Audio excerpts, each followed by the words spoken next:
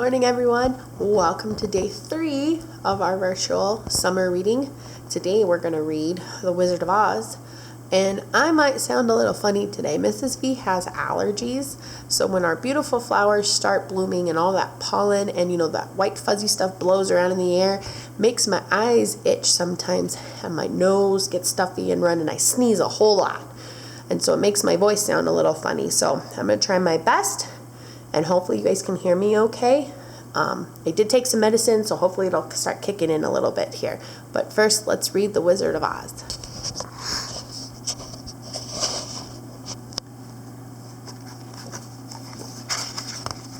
Whoop.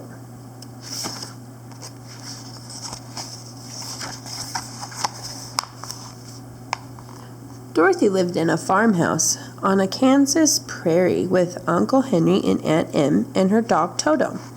The prairie was dusty, gray, and flat.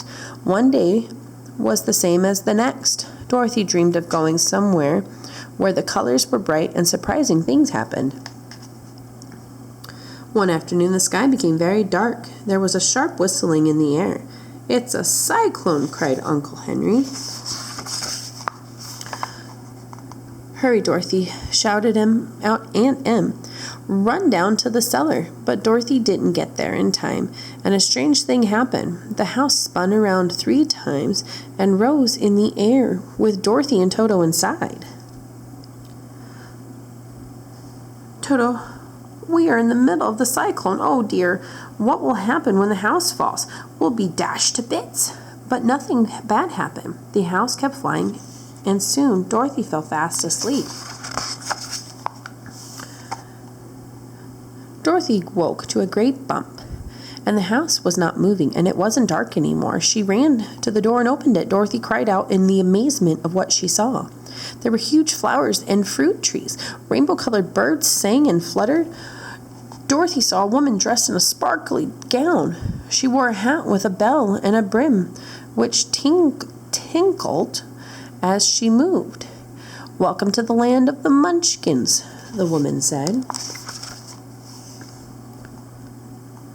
"What are Munchkins?" asked Dorothy. "The little people who live here in this land, and I am the Good Witch of the North."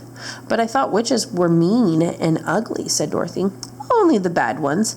Thank you for killing the Wicked Witch of the East." "I did not kill anyone," cried Dorothy. "Your house fell on her," the woman said. "That is the same thing. See? There are her feet sticking out." Dorothy looked. Indeed, sticking out from under the house were 2 feet in silver slippers.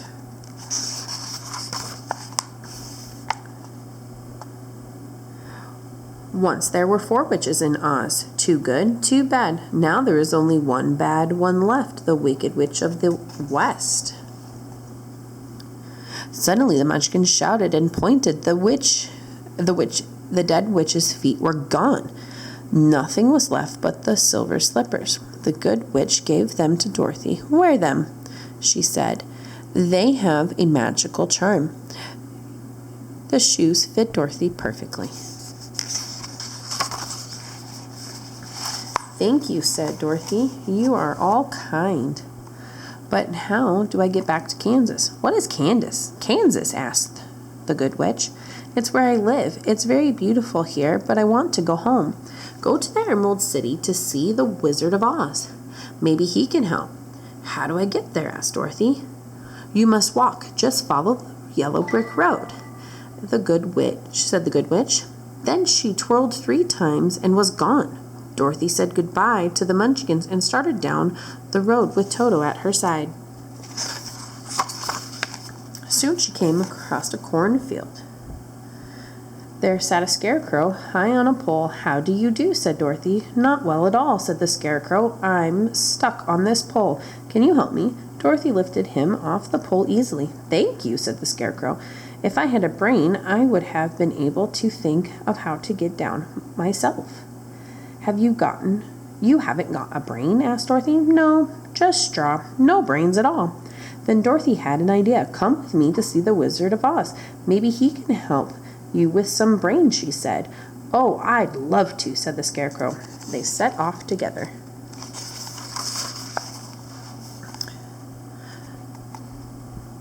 Soon they came to a forest, where stood a woodman made of tin. He tried to speak, but his jaws were too rusty. "You poor thing," said Dorothy. She found an oil can and oiled his mouth. "Oh, I'm so lucky you came," said the Tin Man. "I haven't moved in more than a year. Can you oil my arms and legs too?" So Dorothy did. "Where are you from?" asked Tin Man. "To the Emerald City to ask the Wizard of Oz to send me home," said Dorothy. "And to give me some brains," added Scarecrow.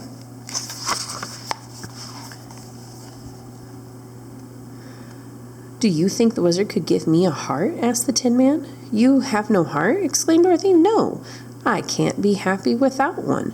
"Come with us," said Dorothy. "I'm sure the wizard can help you." "Oh, thank you," said the Tin Man, and they all skipped down the yellow brick road with Toto at their side.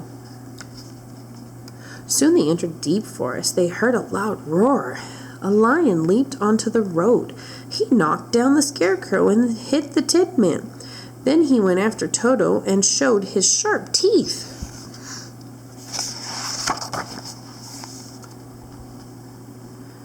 "Don't you dare bite Toto," cried Dorothy. She slapped the lion on the nose, and the lion burst into tears. "I didn't bite him," said the lion. "No, but you tried to," said Dorothy angrily.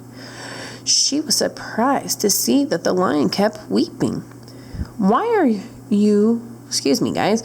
"Why, you are nothing but a big coward," she said. "I know," said the lion. "A lion is king of the forest, so all the animals think I'm brave.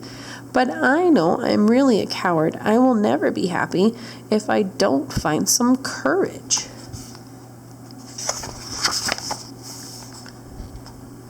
Dorothy and her friends whispered to one another. They felt sorry for the lion. "Come with us to see the wizard," said Dorothy. "No, maybe he can give you some courage."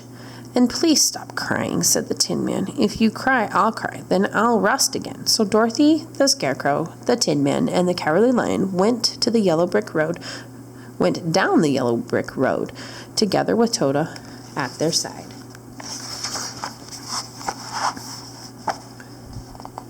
Dorothy and her friends did not have an easy journey. They were chased through the forest by a horrible beast with a body like a lion and a head like tigers. They had to ride on the lion's back to cross a deep and dangerous ditch. And they barely escaped from a field of deadly poppies that could have made them fall asleep. At last, everyone noticed a green glow in the sky. It was the Emerald City. They were so happy that they ran the rest of the way. The yellow brick road ended at the huge, gleaming gate, studded with emeralds. Dorothy rang the bell, and the little man appeared. "I am the guardian of the gates. Why have you come here?" he asked. "We are here to see Oz," said Dorothy.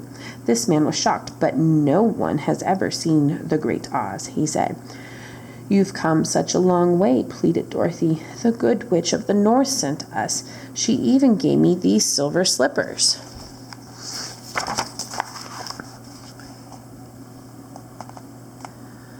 When the man saw the slippers, he said, "Very well, I will take you. But first, put these glasses on. The Emerald City is so bright it will blind you." And he was right. The green streets and houses sparkled.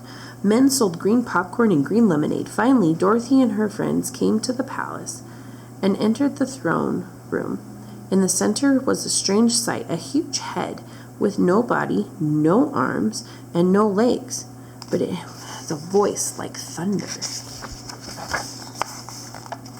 "I am Oz, and the great and terrible. Who are you, and why have you come?" "I am Dorothy. I am small and meek, and this is Toto. We want to go home." "I am Scarecrow, stuffed in straw, and I have come for some brains." "I am the Cowardly Lion, afraid of everything. Please give me some courage." "I am a woodman made of tin. I was hoping you could give me a heart." There was a long silence. Then Oz said, "I will grant your request, but first you must earn them. Go and kill the wicked witch of the West." "But how?" cried Dorothy. "You must find out yourself. Now go." Far away, the Wicked Witch of the West was looking out her castle. She had only one eye, but could see for miles around. When she saw Dorothy and her friends, she was so angry she tore out her hair. "I'll destroy them," she shrieked. First, she sent her servants, the yellow Winkies, to catch them, but Winkies were not brave. As soon as the Cowardly Lion roared, they ran away. Next, the Wicked Witch sent her band of winged monkeys. The monkeys grabbed the Tin Man, then the Scarecrow, then the Lion. Finally, they got Dorothy and Toto. When the witch saw the silver slippers, she was furious. She knew they had magical powers and that Dorothy could not be harmed while she wore them. She put Dorothy to work cleaning the castle and locked Dorothy's friends away. "Curses! How can I get those shoes?" the witch cried. "I have to find a way." The Wicked Witch thought of a trick.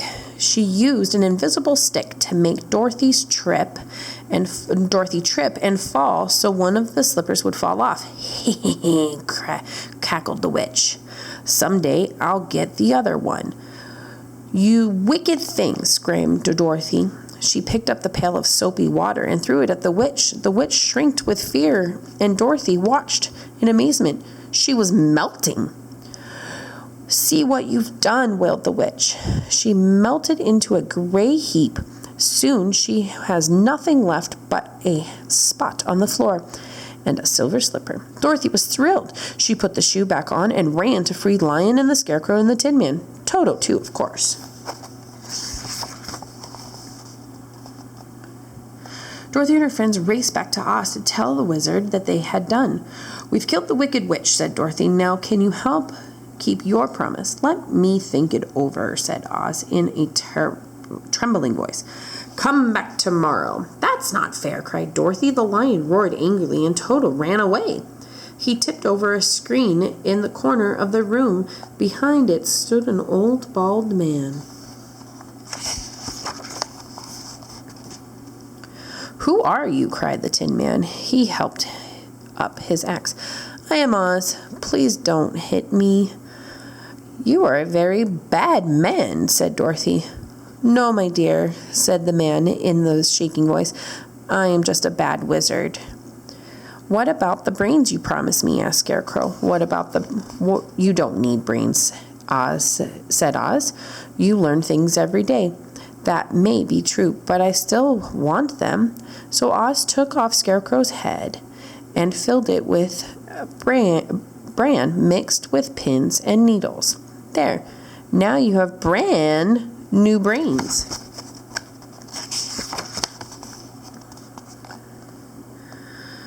"What about Lion's courage?" asked Scarecrow. "You have lots of courage," Oz said the Lion. "It's not cowardly to be afraid. True courage is facing danger even when you're scared." Oz gave him something green to drink. "When it's inside you, it will be courage." The Lion lapped it up. "Now I feel full of courage," he roared. "What about my heart?" said Tin Man. Oz smiled sadly and said, "Hearts can be broken, you know. That makes people very unhappy. But I still want one," cried Tin Man. Oz knew that he had a heart already, but he cut a hole in the Tin Man's chest and tucked in a soft red silk heart. "It is a kind heart." "Is it a kind heart?" asked the Tin Man. "Oh, very," said Oz. Dorothy was so happy for her friends, but when her eyes filled with tears, "What about sending Dorothy home?" asked the Scarecrow. "I have a balloon. I will take her there myself," said Oz. "Climb in, Dorothy." But Dorothy could not find Toto in time. The balloon took off, leaving her behind.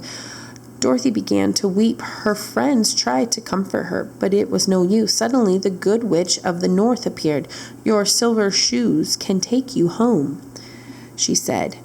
"If you had known their power, you could have gone home the day you arrived."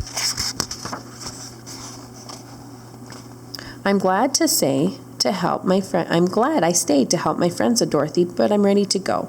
"Then click your heels 3 times." Dorothy First, Dorothy kissed her friends goodbye. Then she held Toto in her arms and clicked her heels 3 times and said, "Take me home." Whoosh! Dorothy sailed through the air and landed with a great big bump. There were Aunt Em and Uncle Henry. "Where have you been?" cried Dorothy. "In the land of Oz," said Dorothy. "Some of it was terrible. Most of it was beautiful. But Aunt Em, there is no place like home." The end. Now, some of you may have heard the Wizard of Oz story, but can you think of one thing that you heard different? I know you guys probably know. So most stories say that the slippers are red. But actually, in the very, very first time that they wrote The Wizard of Oz, the slippers were actually silver. But then they changed it when they made the first movie of Wizard of Oz, because the slippers being silver weren't as fancy, and so they tried some red ones, and they stood out and were much brighter. And so from then on, Dorothy's slippers were red. But actually, in the first book, they were silver. We're going to be wizards ourselves, and I want you guys to take out your wizard hats. So what you need is this little piece right here, and I want you guys to color it however you like, okay? And I'm going to use some markers and color mine. There, now you can see a little better. And I'm going to color mine with just some swirlies. And you guys will also see that you have some gems that are moons and stars, things like that. Mrs. V wants her wizard hat to have all sorts of kind of swirlies and my gems on there. Now these gems are going to be just like the ones we used on our masks last week that have kind of they're kind of like a big sticker. So you guys can do them however you want. So what I'd like you to do is we're going to stop this video. This is our part 1, okay? So this is part 1. So we're going to end this video, and I want you guys to finish up coloring your hats. You only need to color one side because you're going to fold them. And so one side's going to be the inside, and one side will be the outside that everybody can see your wizard hat, okay? So we're going to make our wizard hats, and then we're also going to make something else that makes a wizard a true wizard. So come back to me when you have your coloring all done, and I'll be here waiting, and I'll show you my finished wizard hat.